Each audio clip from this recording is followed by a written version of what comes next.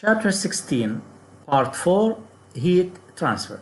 This is the last part of Chapter 16, and we talk about global warming, or what's called the greenhouse effect. Give an example of greenhouse effect that we see in our daily life. A car sitting outside in the bright sun on a hot day with the windows rolled up. This car will get very hot inside. That's an example of a greenhouse effect.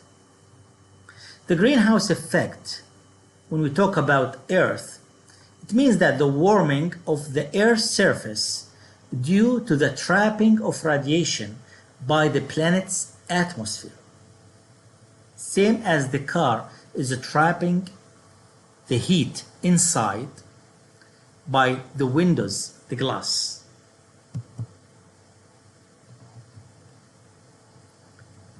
Now, as we explained before, all things radiate.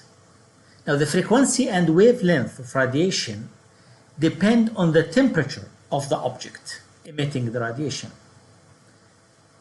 Air is transparent to both infrared, which are longer waves, and visible light, which is shorter wave.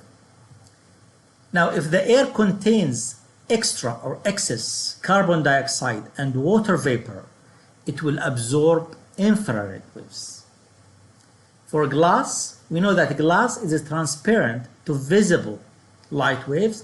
However, it absorbs infrared waves. So now just think about this and answer this question. Why does a car get so hot in a bright sunlight? Well, the sun is radiating very short waves because it's very hot. Now these short waves easily pass through the Earth atmosphere and the glass windows of the car. The energy from the sun gets inside the car interior, and the interior of the car will warm up.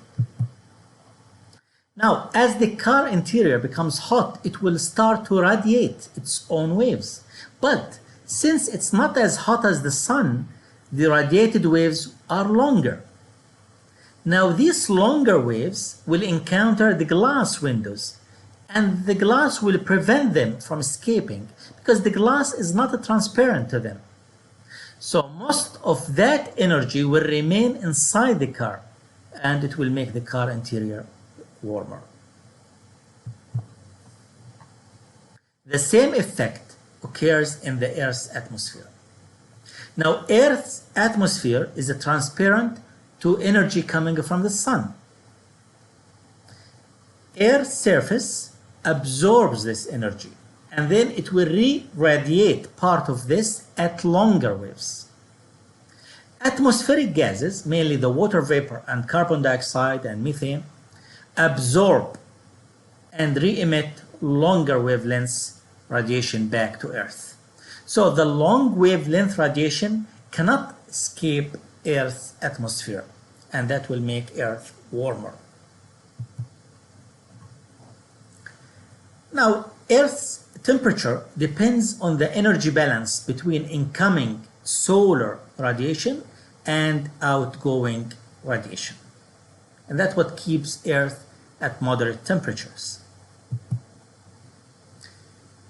Earth's atmosphere allows visible light from the sun to come in, but because of the water vapor and carbon dioxide in the atmosphere, they prevent radiation from leaving the Earth's atmosphere.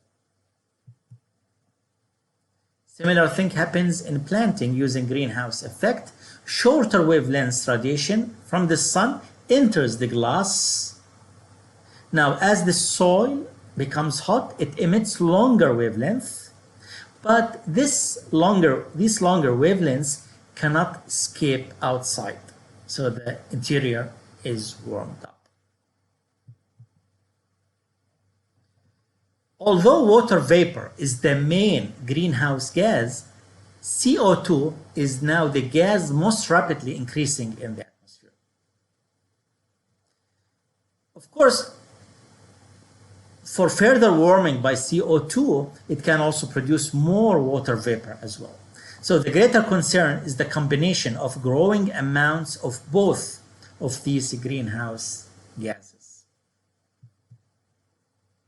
I will leave you with one question to think about.